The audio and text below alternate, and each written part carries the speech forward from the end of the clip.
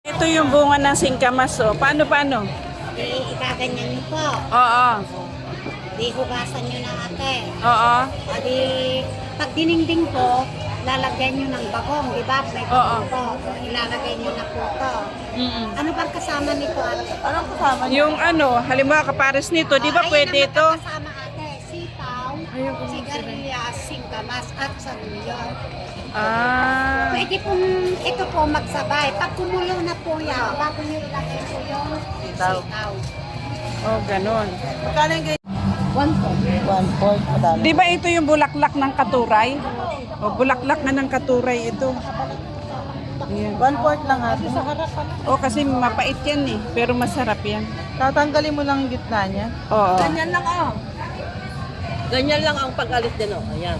Tanggalin. Ganyan. Oh, yan. Nilaga na. Tapos sa 15 daw isang tali.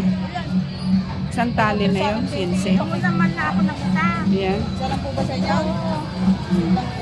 Ang ulam lang namin. Yan ang kamatis. 50 daw ang kilo. Ayan. Native yan. Ay, native yan. Kaya maliliit. Dito po. Hmm. Dami na nito. Oo. Okay na yan. Isa po. 10 yung isang tali. At least hindi kikilohin. Ayan, nakaready na ang bulaklak ng katuray. At saka ang bunga ng singkamas. At ang saluyot na himay na rin. At saka ano na ito? Ano na ito? Sigarilyas ba? Hindi naman. Ha? Sigarilyas na himay na rin. Ano yun? Nilagyan mo ng luya? Oo. Bulang lang. Pakukuluin muna. Ayan, lalagyan na ng bago mo. Sarap niyan mamaya. So, ayan na.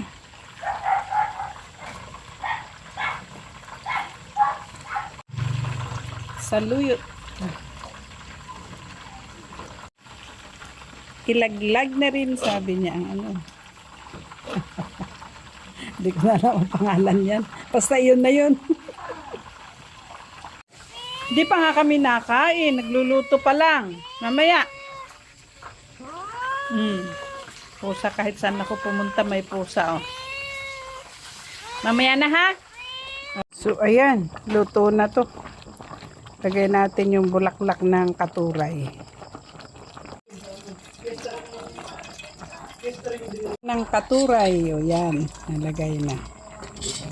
Diba?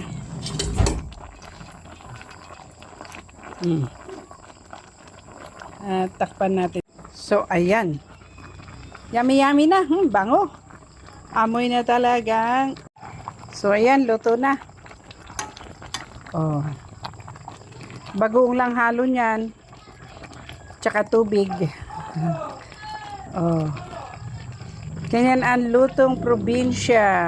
Original na luto ng probinsya. Tubig, bagoong lang ang sahog. So, ayan. Kainan na. Dinengdeng ko. Sa